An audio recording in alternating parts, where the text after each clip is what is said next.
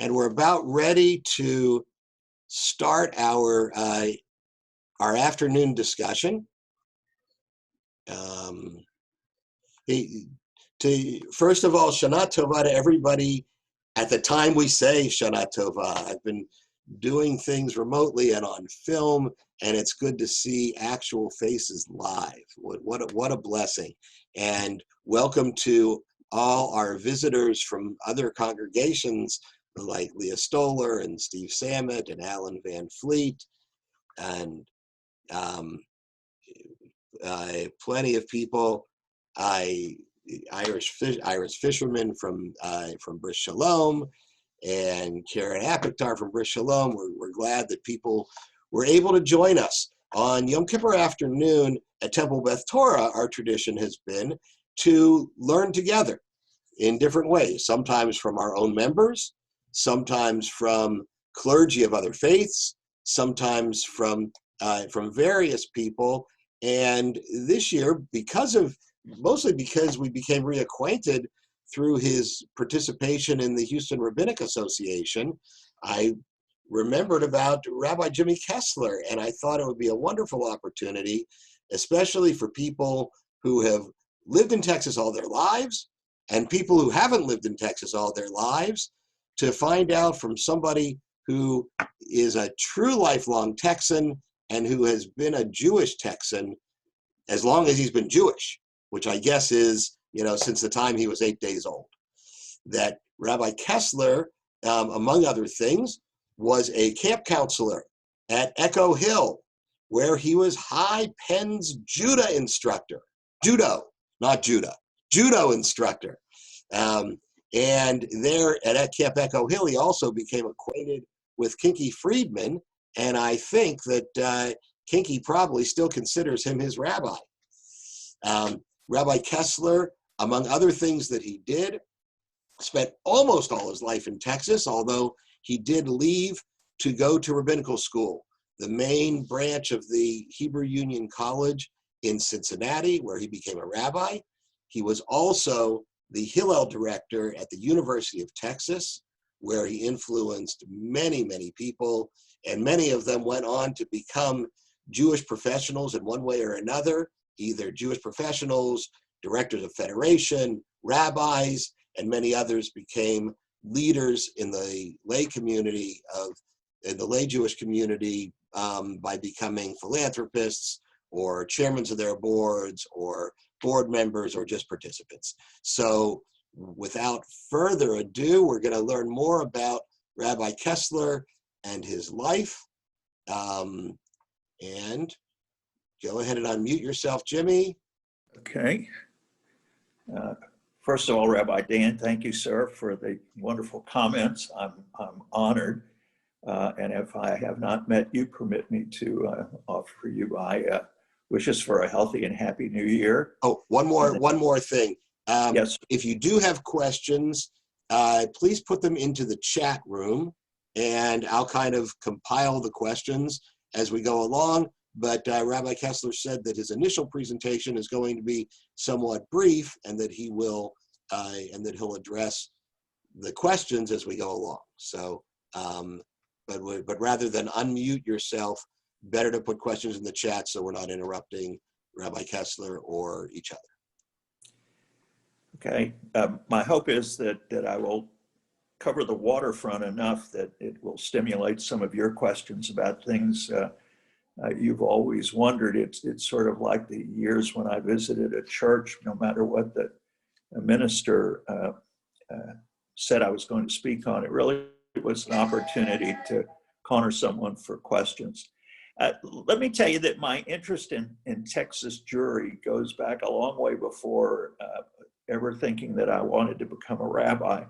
It goes back to seventh grade. And those of you who might have grown up in Houston, I went to Pershing Junior High.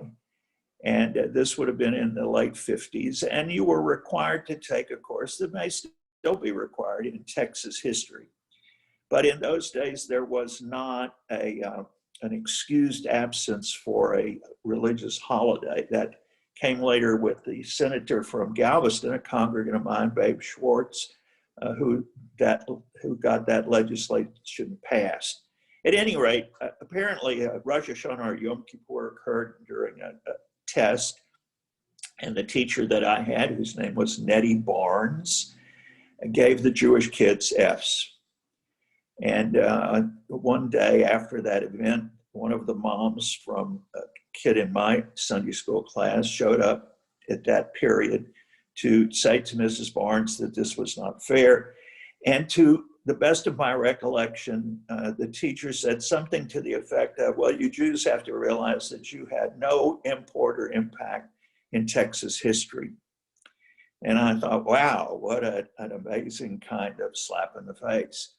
Well, years later, I found myself as a first-year student at Hebrew Union College in Cincinnati, which has on its campus the American Jewish Archives. And it was suggested I go and try and look up my family name.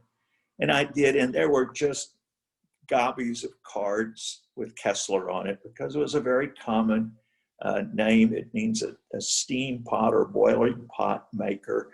And most of these folk were involved with Yiddish theater. And then I happened to go down and look under the T's for Texas. Now, where the city of New York, just the city of New York, had 20 index boxes. Remember the old index card boxes in libraries? 20 boxes full of cards. The state of Texas had 2 cards. One of them was on the split of Congregation Beth Israel to create Emmanuel, and the other was on Rabbi Henry Cohen, who was the Galveston rabbi for 62 years and from 1888 to 1952, and clearly was sort of the dean of the rabbis of the state. And I thought, there's something wrong with this. And then I had to take a 3rd-year course in American Jewish history. And the teacher that I had was the founder, the established professor of that field, Jacob Marcus, who one day in class said, nothing of importance ever happened in the Jewish world in America south of the Ohio River or west of the Mississippi. And I coughed. And he looked at me and he said, Mr. Kessler, if you pass my course, you'll find out that I'm right. And I had enough seichel to keep my mouth shut. But after class, I walked up to him and I said, well, Dr. Marcus, I hope to prove you wrong one day. I now take you years later again to 1980, and I had lassoed as many of my friends as I could and people I knew and had met that we ought to form a Texas Jewish Historical Society, and the group met in San Antonio, and I brought Dr. Marcus in as the speaker. And he should rest in peace. He always seemed to have the right quip for the last word. And so he said, Rabbi, I'm here for your brits. The question is, will I be here for your bar mitzvah? And the reason that he said that was he had warned me that area historical foundations like this never survived. They disappeared. Well, 13 years later, I think the Central Conference of American Rabbis may have known of this because they met in San Antonio. And I arranged to have a video made with him. It was a film in those days, in which I said, well, Dr. Marcus, you're here, and this is the 13th year of the society, so you're here for my bar mitzvah, and or our bar mitzvah, and I just want you to know that what you said before. And he said, all right, I admit to that. One of the things he also admitted to, which has to do with Texas history in a tangential way, is that the first Jews that ever came to what is today America, to the United States, were in Texas. And the reason so is that Texas, New Mexico, were part of Nueva España, the empire that the Spanish took. And in reality, you could pay a Jew tax as a conquistador to bring a Jew with you to the New World. And they did. And the reason that they did is because Jews knew how to read and write and to count. After all, you had to know the 7 days of Shabbos, you had to know various numbers. And the church in those days did not want peasants reading and writing. They thought that was dangerous. So the conquistador brought the local Jew with them. And at some point, the conquistador was either killed by their men or they returned to Spain. In either case, the Jew was freed. And so there are some families who now trace their lineage back a significant time. Some of those families actually lived in what is Texas today. And if you have a particular interest in it, the term, the buzzword that's used today for them are crypto Jews. And there is a society for the study of crypto Jews in the country.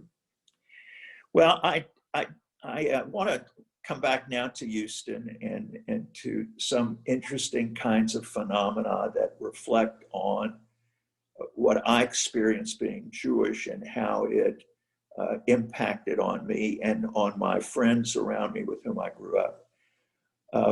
Particularly, let me point out that in my day of growing up, I was born in 1945. I have a brother who is 14 years older than I am, and who also grew up for a good chunk of his life because the war interrupted that in Houston as well. The world of San Jacinto, interestingly enough, the high school that I went to, when it was in the 50s, when my brother went there, that was also the Jewish neighborhood.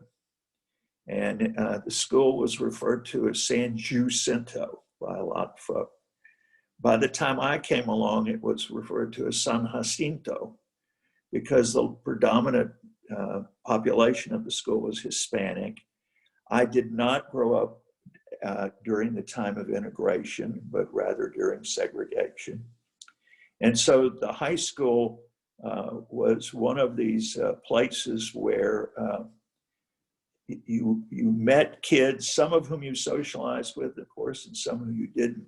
Most particularly in Houston, the B'nai B'rith Youth Organization, the high school level group, junior high school level group of AZA and BBG were very, very popular. They were popular throughout the state. And synagogue youth groups, those tied to a particular congregation, were not as popular, not as filled with students. There'd be periodic programs, but the major programming that went on in certainly in Houston and San Antonio and Dallas was done by BBYO. And so the people that you tended to socialize with, if you were Jewish, were people that you saw on weekends, because that's when chapters and groups met. And that particularly was the case for me. I knew a lot of people in high school, but on the other hand, the people that I socialized with were in BBYO. I will tell you that as I was growing up, Bel Air was the major high school in Houston for attracting Jewish kids. It was referred to as Bel Aviv by some. It also had a principal who wasn't enamored with the large Jewish population. As a matter of fact, I tried to get a transfer. I did not live in the Bel Air district.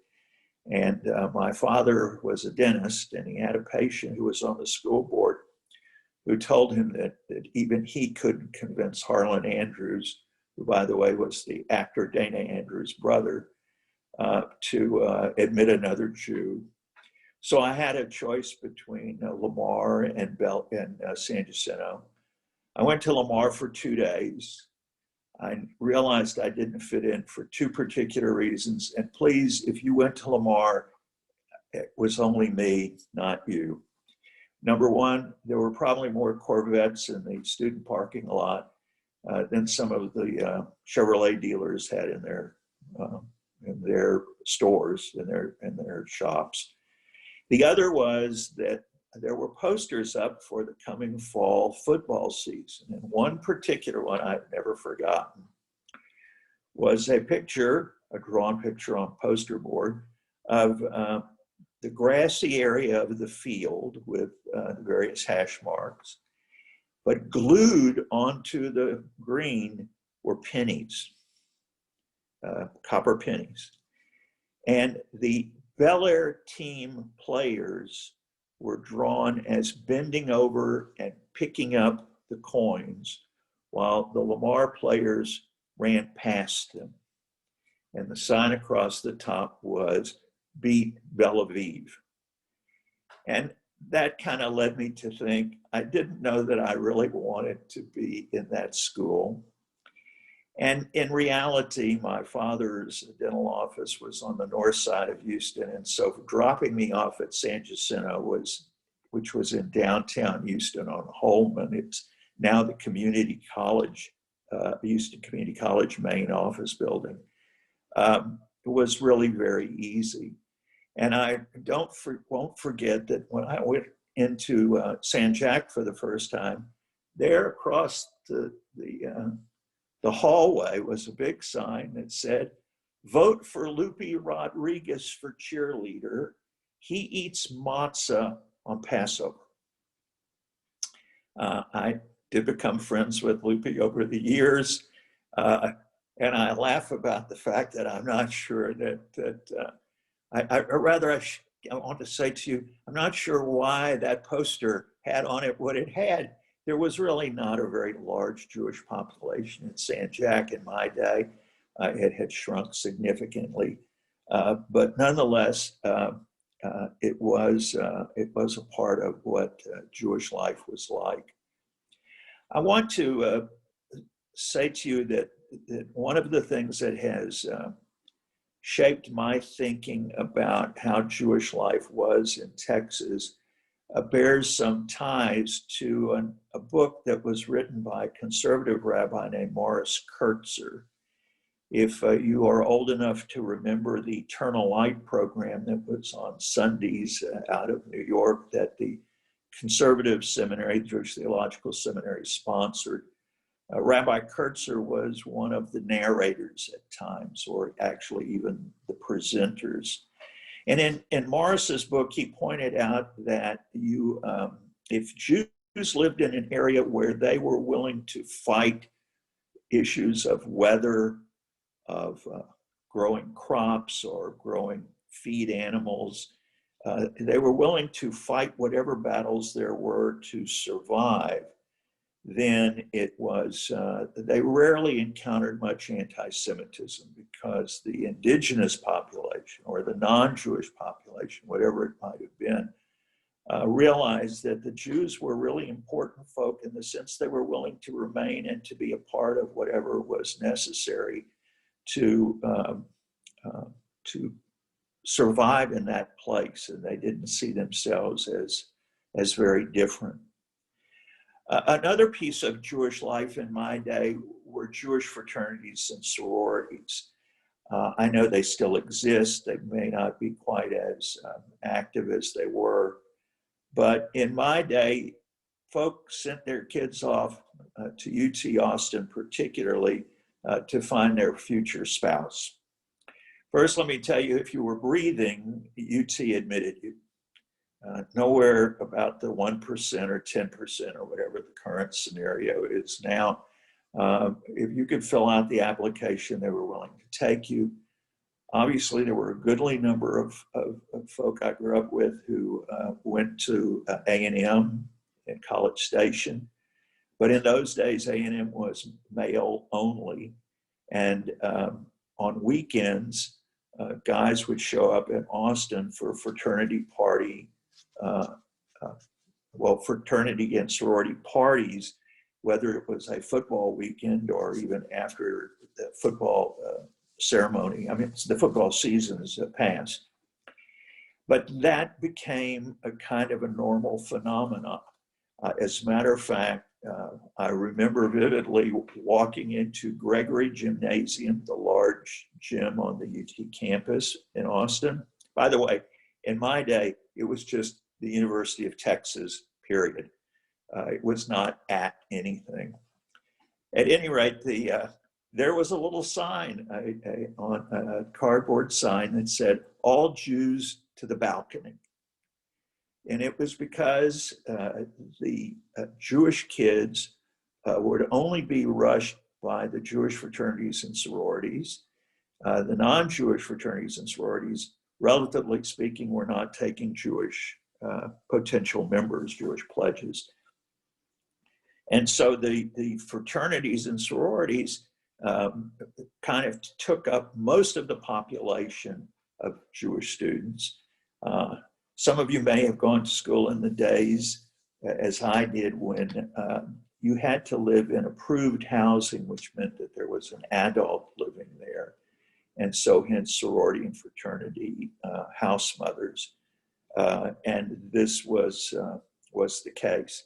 It was in that involvement, which would have begun in the early 60s, that I began to experience some of the kinds of issues in person that involved social issues, social action.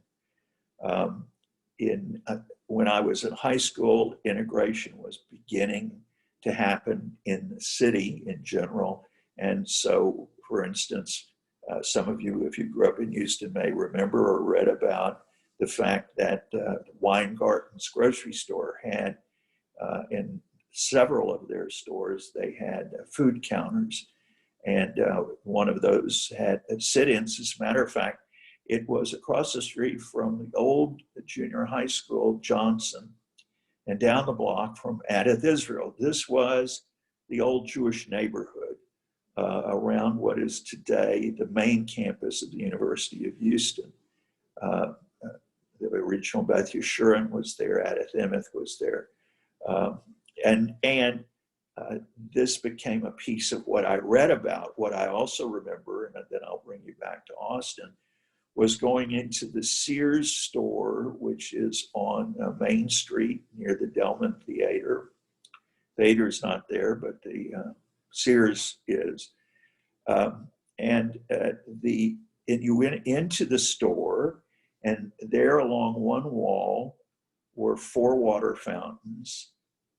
2 of them were colored, male and female, and white, male and female, and 4 bathrooms with the same designation, so that it became something I clearly was aware of in stopping there with my parents and later on myself to do any shopping.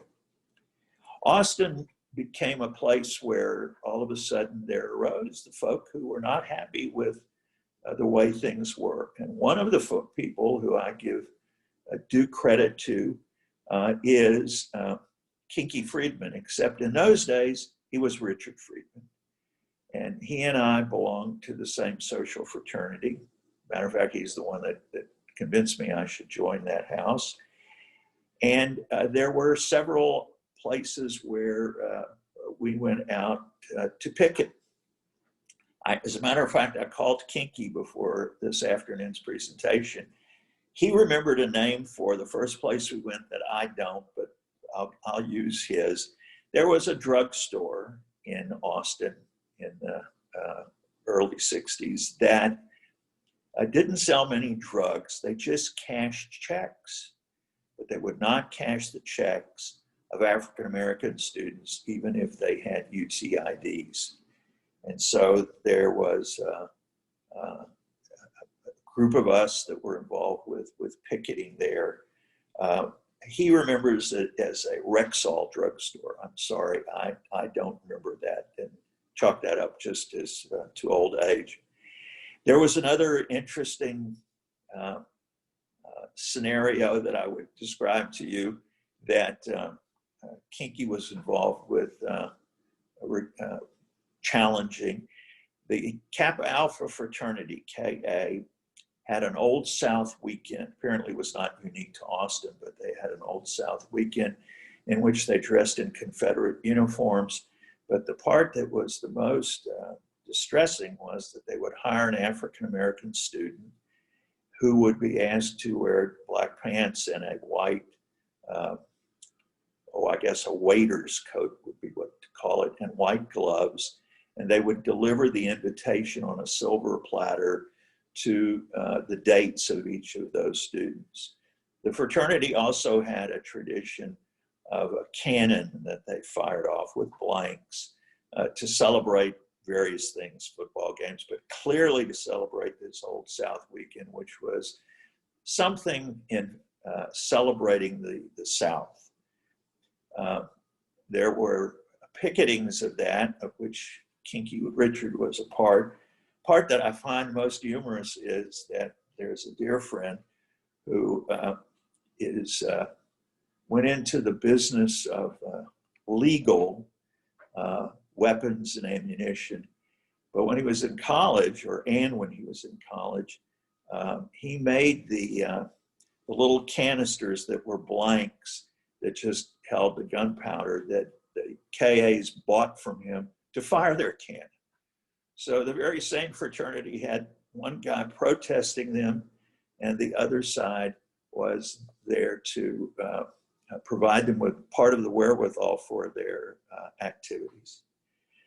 Just a couple of more things for just some lighthearted, some serious. I think one of the lighthearted ones was, I don't know exactly if Barton Lee from San Antonio, who is a Reform rabbi, started this. We were schoolmates. He was a study partner of Rabbi Walter. And that is that on March 2nd for Texas Independence Day, he would go out on the front lawn of the Hebrew Union College in Cincinnati and lower the flag of Ohio and hoist the flag of Texas and have a keg of beer out on the front lawn to celebrate Texas Independence Day. When I came along, and my colleague, Gene Levy, who also is now in Little Rock, retired, but he graduated, grew up in San Antonio.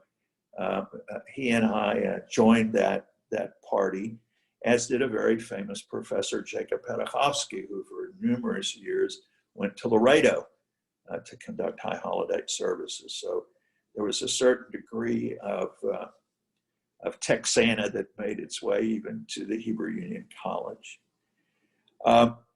Over the years, other places were made sure, it sort of guaranteed the fact that Jews were really included. Let me point out to you one that I found somewhat intriguing was when Mark White was the Attorney General of Texas before he became the governor. There was a minister in the state named Roloff, and he thought that it was appropriate for him to paddle children under 5 with wooden paddles. And there were a goodly number of folk in the state who supported that, believing that to spare the rod is to spoil the child. And so the governor created a church-state relations advisory board. And I, to this day, only think that Babe Schwartz was the cause of this, but I was asked to be the Jewish representative. Somehow or another, I thought, you know, I'm in Galveston, Texas. This is a small congregation. You have Emmanuel in Dallas and Beth Israel and Emmanuel in Houston and Bethel in San Antonio. At any rate, bottom line, I go to the first meeting. And there are representatives from all the denominations and multiple ones. And ultimately what it turned out to be was the Attorney General was hoping that our group would issue a statement not supporting Pastor Roloff so that the governor and he could take a position against his paddling. I will tell you the outcome in 2 different ways. One was that towards the end of the first session, they had flown us all to Austin, or paid our trips to Austin. There was a nun in the group who, when the person representing the Attorney General said you need a chairperson. She said, I think we should elect the rabbi, our chairman, so that we can have a Jew to lead us once again. And I thought, wow, am I supposed to take that as a compliment or a slap, or I'm not sure how. But I ended up being the chairman of the first church relations, the State Church Relations Advisory Board. It still exists. And I don't know who represents the Jewish community at the moment, but I know that it was a place where these kind of issues came out. The group did find that what Pastor Roloff was doing wasn't appropriate. But in Talmud class, I once learned that God smiles on women, children, and fools. And I was always thought myself to be in the third category. I suggested that what we should say is that, yes, the Bible does say, whoever spares the rod spoils the child. But he who does not spare the rod is a fool. And therefore, we would not call Pastor Roloff a fool. We would just suggest that it's inappropriate. And that appears in the governor's message. And so that certainly added a nice piece to it. I have one other part, and then I'm going to hush, Dan, so you'll know. I don't know if you grew up in a school where they had Christmas assemblies. I know later they became season assemblies. But in my day, there were Christmas assemblies. And I played in the band. And another one of my friends growing up sang in the choir. As a matter of fact, he was the male soloist. And some of you may know of the family. This was Jack Isaacson, Jacob Isaacson. His parents were both Holocaust survivors. And, you know, it wasn't real bad. The band and the choir produced 2 rabbis and a few other folk that were involved in the Jewish community. But I want to take you to a time when I was in Galveston. And a member of the Jewish community in Clear Lake called me. They did not have a rabbi at the time, but the lady was very outraged by Christmas programs and wanted me to come up there and protest their existence. And I told her, no, I really wasn't going to do that. I said, it is, my experience has been that learning to sing Christmas songs was not so terrible. Certainly makes them enjoyable today when you hear them. But more than that, it apparently didn't affect anyone negatively. I certainly wasn't going to tell her what she should think, but I also thought it was kind of chutzpahdik for me to come from Galveston to talk to the school district in the Clear Lake area. But I mention that to you because it all comes together in that kind of experience. That is to say that I grew up where being Jewish wasn't so terribly problematic in Houston. My general impression is that though there obviously is anti-Semitism in the state, obviously in Houston, there obviously were places where Jews were not permitted. They couldn't join clubs. They couldn't be in one place or another. And yet, on the other hand, generally speaking, Jewish life was very good and very free. And the fact that Jews have been elected to offices on various levels is significant. Kinky was almost governor. That would have been great, I think. But it is, there are other places, I'm sure, in the country that have experienced much worse anti-Semitism. I think it comes about from the way Rabbi Kessler explained things. If you're willing to be a part of the community and to support its survival, and yet still want to maintain your Jewish identity, then people respected that. And I've found that to be the case in my years in Galveston. I think I was taken aback when I was asked to be a speaker for the NAACP's annual meeting here. I number amongst my friends, longtime still friends, political activists in the Black community and in the Hispanic community. And even in the Muslim community, though we don't have a very large one, but it is here, and I have spoken in the mosque and so on. So I'm not trying to whitewash any of this. I'm just trying to point out that where these issues have played, there has been an effort for, I think, Jews to be a part of the community without giving up who and what they were. Okay, Rabbi Dan, I'll stop there. I've talked too long. Not at all, not at all. Let me just, okay, I think I'm okay here.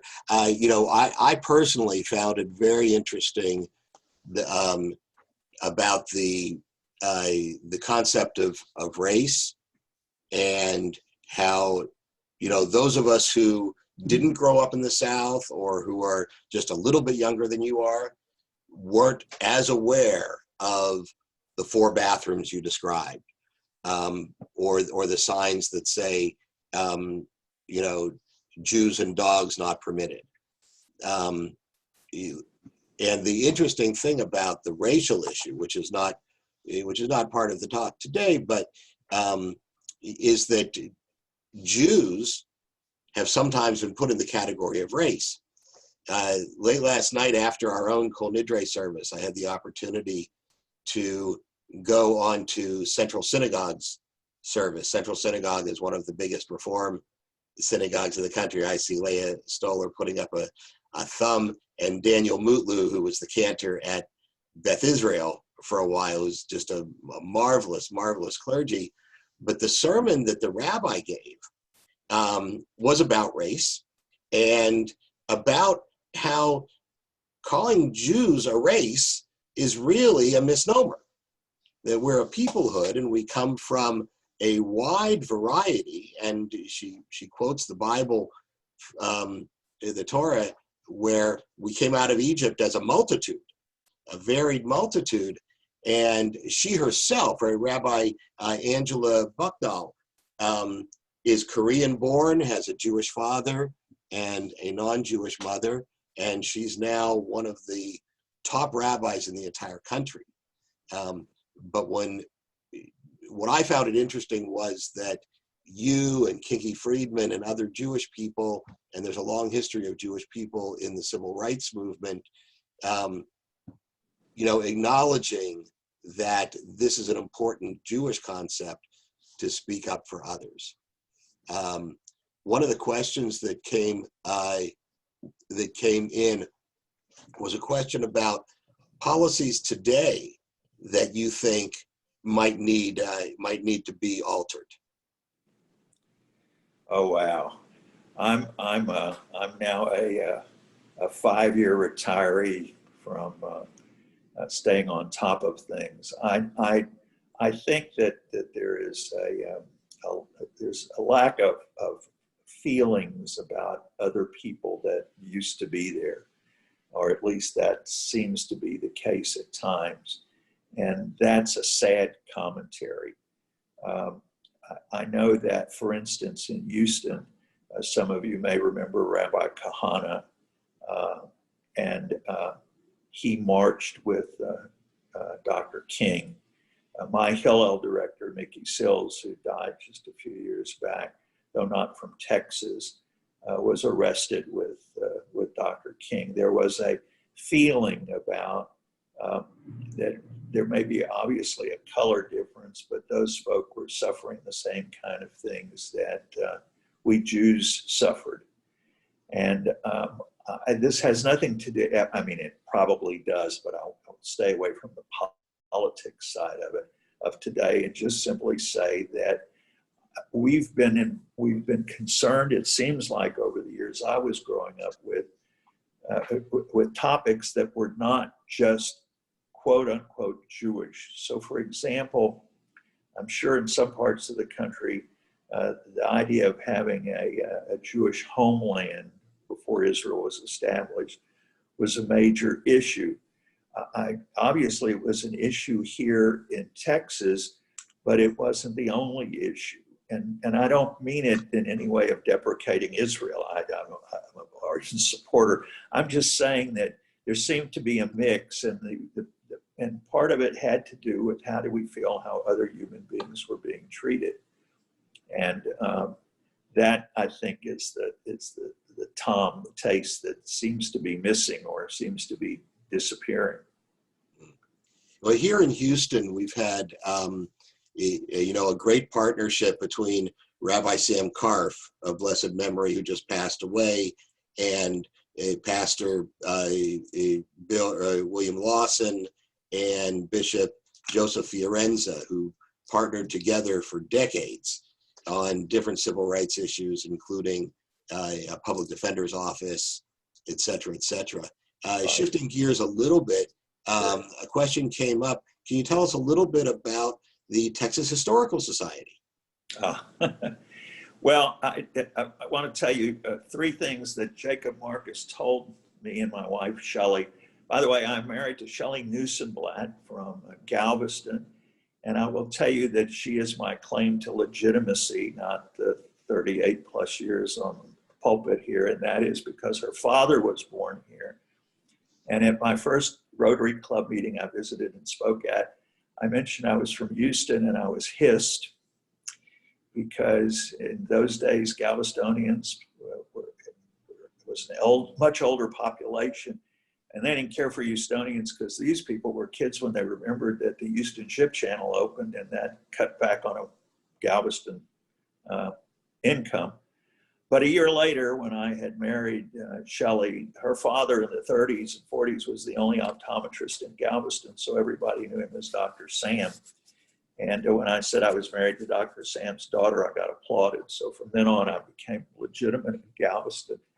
I think that the Historical Society has just been wonderful, but Dr. Marcus had reminded me of three things in the car driving with Shelley back to the hotel. Number one, he told me, never have an office.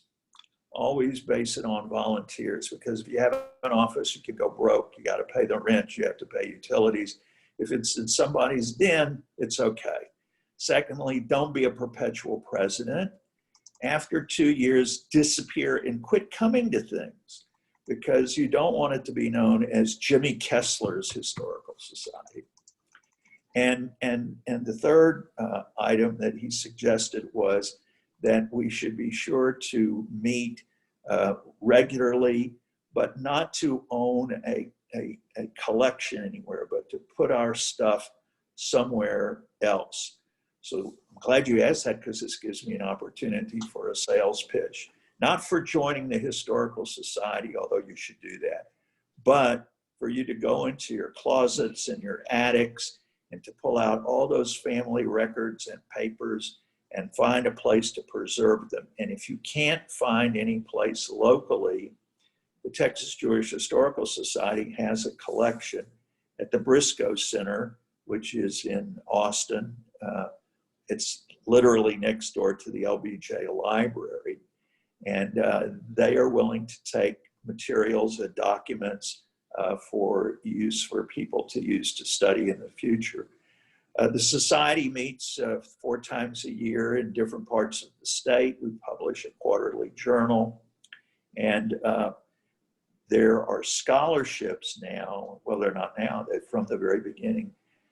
There are scholarships that are given to people who are interested in either writing books or students who are interested in doing research. The whole premise in my mind was, we need to preserve the Texas Jewish experience. I don't know if it's unique or not, but I know that the year I spent in Israel, my Israeli roommates, the 2 guys, thought I was kidding. There really couldn't be any Jews in Texas. This was in 68 and 69. Texas was only known for cowboys. There weren't any Jews. And I really also remember Dr. Marcus and think to myself, well, not only things happened in the New York area. A few things did happen down in our neck of the woods. So it's still going strong, and it's got a website, and please join it. It's not an expensive society to belong to. A question did come up. Since you said you're 5 years removed from being involved, but there was a question that came up related to Rabbi Buchdahl's sermon about a book called Caste, C-A-S-T-E, and the questioner was wondering if you had come across it. I've not read it. Okay, it's about the different categories. One of the things that in terms of the definition of who belongs to what race is usually defined by the people who are trying to put others down. And the definition of who was a Jew was defined by the Nazis as one grew a Jewish grandparent. The definition of a black in America was defined, I believe, as if you had 1/16 black blood. And it's just so it's a book that comes highly recommended. I haven't read it yet myself. Okay. Right. So I'm not sure if there are other questions. What I'm going to do at this point is, first of all, thank you so much, Rabbi Kessler. Pleasure. Thanks for inviting me. Joy to keep your friendship. Pleasure. And me too. what am I going to do? Pin, unpin. I'm not sure how to do this, but in a moment we're going to open up the chat. I'm going to stop the recording in a moment, but it's just such a blessing to be able to share Yom Kippur with you. Thank you very much. At 4:30 this afternoon, we're also going to begin our afternoon service, our Yizkor service, etc. Lauren's helping me with the technical piece, but that's okay.